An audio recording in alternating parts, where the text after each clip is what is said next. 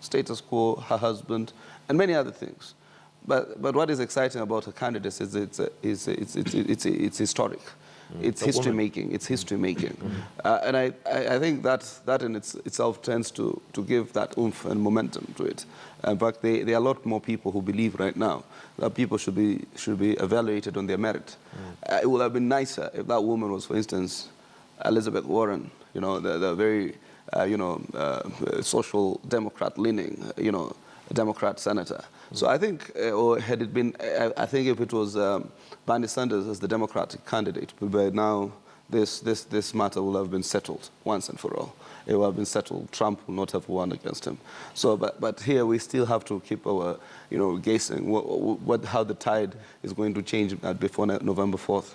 So I think that is the kind of irony, no choice election. But still, there's a struggle to put out the issues, foreign policy, issues on immigration, issues on security, quite a number of issues that essentially should inform politics. In Kenya, politics has been monetized and ethnicized. So how much money do you bring on board? What ethnic numbers do you bring on board? That is it. I mean, the issues are secondary. Don't tell me people are going to vote down Uhuru Kenyatta, for instance, in central Kenya because he assented to the media bill or the Security Laws Amendment Act, or you can demonstrate various breach of the Constitution or an inflated SGR, or the lack of delivering on the laptops, or those issues are mundane. They will not form the basis of the political discourse, and therefore that is where the comparative is. But still, we have a good choice, an election that has a clear choice between the ultra right, that is the Jubilee. They are very right wing. If you look at their policies, they're very, very right wing. Chest thumping. You see almost a Trump in it. Too securistic, pro-war, anti-human rights, things of that nature. Not pro-social justice. Big business.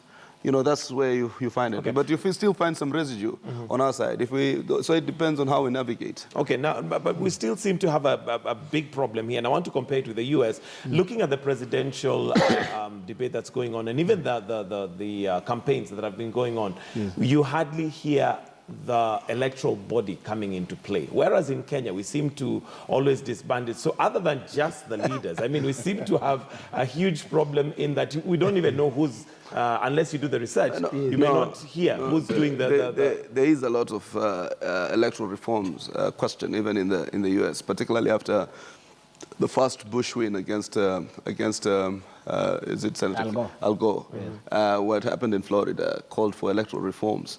What's happened in the Democrat nomination process is asking for some kind of reforms because there was a deliberate attempt within the Democratic headquarters to manipulate the outcome in favor of Clinton. So these electoral reforms, they are not as pronounced in terms of their debate, but there is anxiety, how should people vote? There was that, how we're kind of balloting. So because they are done by the respective states, and the states then present their figures. So there is talk about electoral reforms in the US almost constantly, particularly after the Florida outcome, in terms of the voting, how it is reported. Jeb called it for his brother in Florida. All right, well, do you think then we're headed in the right direction, given now that we are hopefully having new commissioners coming into office? No, I don't think so. Let me first of all comment. Here in Kenya, we do not have any undecided voter. They may fail to go to vote, but whether or not to vote for Raila or to vote for Kalonzo or to vote for Uhuru, we don't have such voters. Even if you woke up somebody from a slumber, he didn't know, and you tell him it's election day, you carry the fail without telling him, and he reaches there, he will say, I'm voting for this. So we don't have... Decided yes, yeah, he's already decided who will vote where. The question is, will I vote that day? So in America, there are genuine undecided voters who will say, I don't like Trump, I don't like... Hillary has issues with this metallic appearance. People are like, this one appears too smart. What does he know? She was in the White House. She had issues with her husband. He just stayed put. She joined Obama, stayed put. What does she want in the presidency? So that's why people don't trust her. Now, when you come to Kenya, we have not done reforms. We change people. We really change commissioners. And then once you have changed commissioners and we remove the ones we suspect or the ones we hate, then we think there have been reforms. Let me tell you, there are 3 major reforms that if I was a formidable presidential candidate, then will be the biggest reform you need. And that is taking care of the vote. If WEDA is taking care of President Uhuru's vote in Kisumu, DMO's primary school, where we are all Luos and all the villagers, we just add. As they add Raila's votes, maybe I'm helpless. Those who, as they had Uhuru's votes in Kiambu, the people there are helpless. Until the presidential votes are, we recruit agents for the presidential vote, train them, and shuffle them so that somebody from Bondo goes to watch the vote in Muranga. Somebody from Kombewa goes to watch the vote to be an agent in Mombasa. And these are employed by the Electoral Commission, trained by the Electoral Commission, and deployed until we do such things. Changing a commissioner, and even if we put Honorable Burudinga together with him and Mutula Kilonzo Jr. as the commissioners, we still not have it one. will still not deal with issues on the ground. So we are, in terms of reforms, we're just changing faces. But we are growing. Let the MPs next time when we talk about the reforms of elections, look at where has the problem been. And the problem has been adding votes. Those who have not turned up, you add their votes. You add it, you mark for them. That is how we end up with more presidential votes compared to the MPs. What do you do? Because you say now it is the president, so you get the papers, mark them to the extent of the people. Yes. Okay. I wanted to say something though. It might not be, it's true, the country is so polarized that sometimes you wonder, where do you look for, particularly for the presidential vote, where do you look for that extra constituency? So that's why you hear these forays in the coast region, you hear forays in northern Kenya, what we have been relegated to as top-ups to other presidential candidates. But when it comes to certain areas, the vote is very decided. You look at the spread of the U.S. voting and go state after state. Even when you hear the state is Democratic, is the Democrats, you will see a sizable 40% for the Republicans. And it cuts almost across. Even in Obama's own home state of Illinois, he still had about 40% of people of Illinois voting against him. But when you tell me that you are a candidate and you're getting 8 votes in a constituency, that is ethnicized politics. That's village politics. In fact, that's why sometimes I'm very blessed to know that I'm coming from Mombasa. That none of us, even the governor myself, managed the 50% mark when it comes to the elections that we won. So I'm saying, and even the women rep. So what you do is when coming down, but then there is greater choice at the lower level. In fact, multipartyism only exists at that point, where you will find that you go to central Kenya, or Mount Kenya region, you find ODM is there. You find that the governor of Nyeri, I think, is NAC. You find somebody else from another party and another party. You find parties. You come to the coast region, multi-party at that level. So there is still some level of decision. You go even to Luo Nyanza. There's protests in some areas. You do not give us Olago Alwoch, so it's still going to vote for him in Fort Kenya.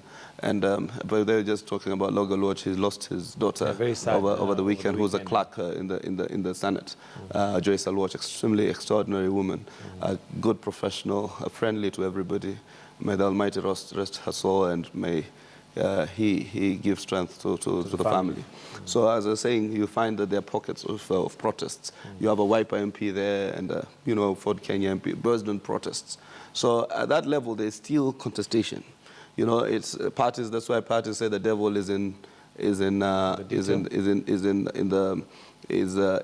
nomination. That's why their party really wants to have the Electoral Commission, they think that it will solve for them a lot of problems, particularly in their strongholds, where they could turn chaotic. You already see people grabbing microphones from one another.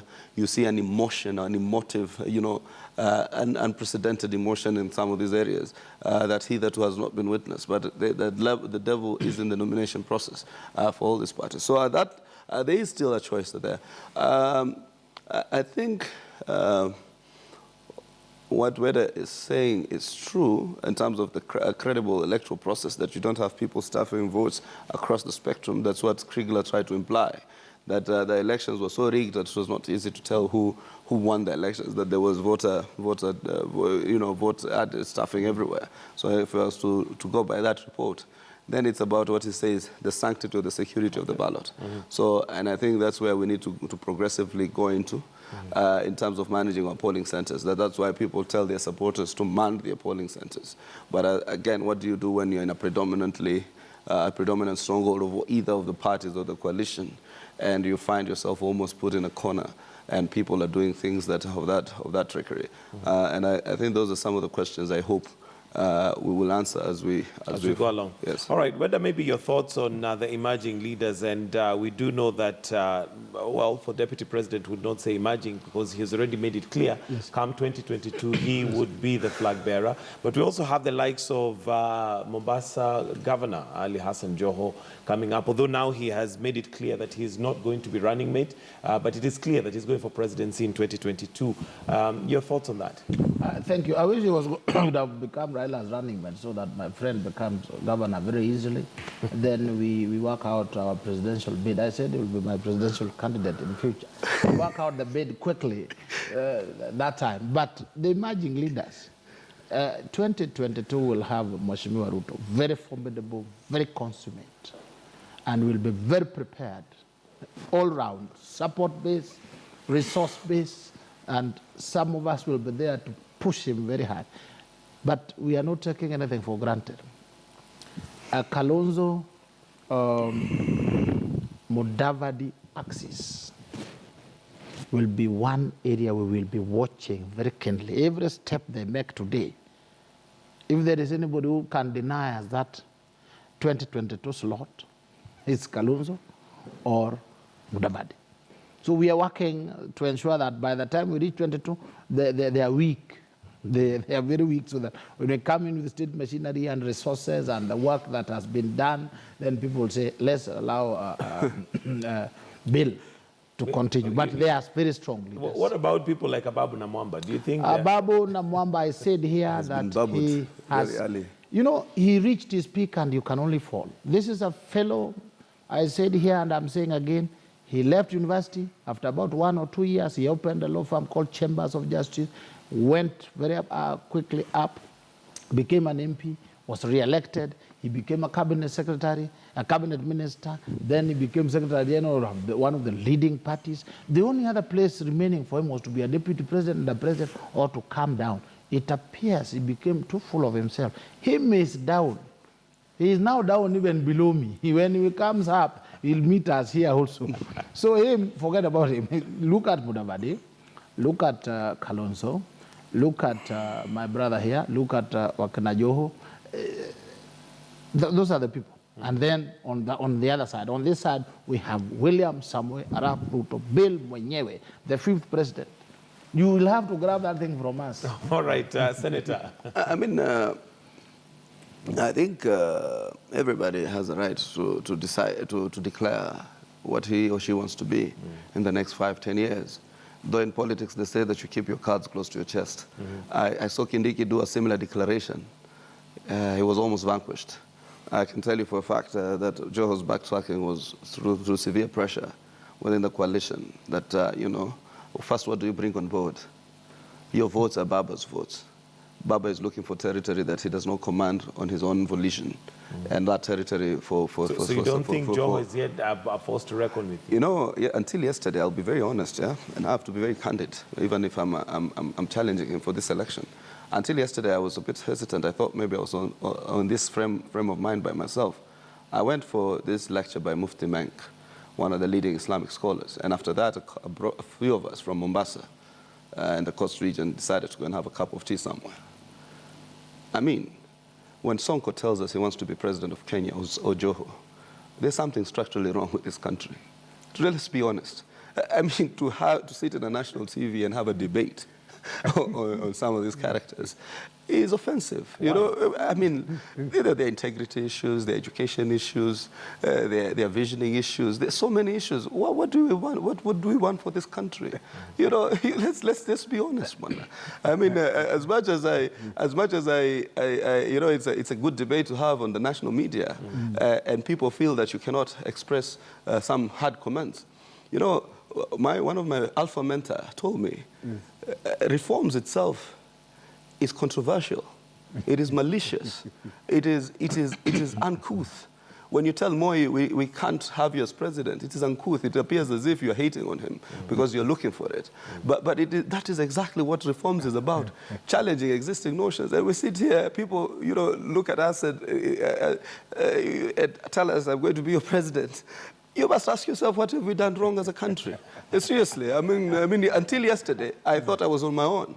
Until when a breakaway group of professionals and members from where we come from, told me, let's go and have a meeting. And when we sat, I heard the chorus like, what's going on in this country? Seriously, I'm telling you, you face an election 2022 where you have to choose between, for instance. But the question then would be, Senator, if this is the breed of leaders that we have, and they're the selection that we have, again going back to that's why most of us now have to be audacious and challenge this breed of leaders. You don't think that people of Nairobi, look, when Sonko finally said he wanted to be governor, even the euphoric, you know, the TNA, Jubilee excitement just crumbled because they're knowing, like, oops, now that's asking for a little too much. So we need to kill this excitement so that people can start interrogating candidacies and values and integrity. But the best way one might argue to kill that excitement is to bring a breed of leaders who give us a choice. That's why I keep facing this camera every day and telling them, come out and take the bullet. Come out and take the courage, good men, good women out there. We are not in short supply. I know you're intimidated by money. I know you're intimidated by other grandeur. But there is a critical mass out there that is yearning for progressive change in this country. I'm laughing because I don't know. Allow me to use the word that the senator is naive. Allow me to use that. Yeah, you can. You have seen the way Trump has come up. He looks generally a joke. And he has come that far. That's the way we need to kill that day, that joke. Now you look at, there was a man called Estrada. You know Estrada? Estrada, yeah, in the Philippines. You remember that one? Now the new one, what is his name? Authoritative. Yeah, that something. Then there's Rojalina. Then you can see, and then you come, Sonko is one of the people who received the highest votes. That shows you that the voter here, either sometimes they themselves are jokers or they elect people of their own.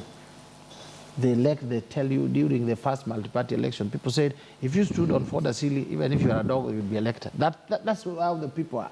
If you are in Lowland, even if you present what kind of credentials and you are not with Baba, they tell you, go to hell. So that is the reality we have. We hope we will one day improve so that we elect who will call the shot for that improving? Because at the end of the day, we have a 70% turnover. Listen, Yes. let me tell you, there are a lot of Kenyans out there that need to be courageous. That's what my view is. The other day, I told them in Mombasa, I invited Martha Karua. We have started having conversations on great leadership. If I was from Gishugu or from, for instance, Kirinyaga, would vote for Martha Karua, notwithstanding, because I know that she does not steal. She has some integrity that is residual, that does not reflect in many Kenyan politicians. And I told them there that people with great ideas, but without money, must start having the courage, because there are conversations you can create. I was telling one person, you ask yourself in Mombasa, why is it only the wealthy run for the position of governor? If you are wealthy enough, why are you not contented with your business? Why is it only business people, Joho, Awiti, Stelem and Shahba, and now maybe I saw Maboza come in? What is this that you think? Because we have monetized politics. And I told one of them, if I do not run, and particularly win, It will be another 20 years before a poor person can even imagine. The IBC has set a ceiling of 400 million to become governor. Who can afford it? They've set up a ceiling of up to 40 million to be a member of the National Assembly. All right, we're out of time, So Senator. we need to take the courage. We need to I take need the your closing bull. comments. In life, new societies are built through defiance. Societies are built through rebellion.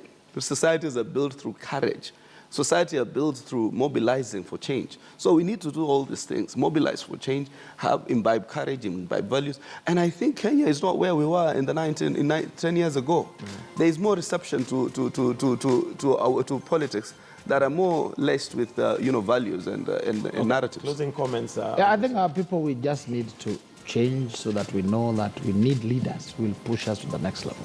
Let us not vote either based on tribe, based on euphoria, based on whatever. Let us look at leaders who can make attempts. And in this one, you can see that the Jubilee administration under Uhuru is doing a good job. All right, thank you, gentlemen. That's the way it is. Senator Omar Hassan, Senator for Mombasa County, also aspiring, governor for 2017 in Mombasa County, and Ambrose Sweda, who is a lawyer. I don't know if you mentioned you're going for presidency at one time or the other. We'll go. I think after Uhuru campaign manager for me. That's where we'll wind up the way it is right here on Morning Express. And also for those on KTN Home, we bid you goodbye, and Life and Style is beginning in just a bit. For those of us who are remaining on KTN News, we've got some news updates coming up later on. We've also got Sports Chat, so don't go away.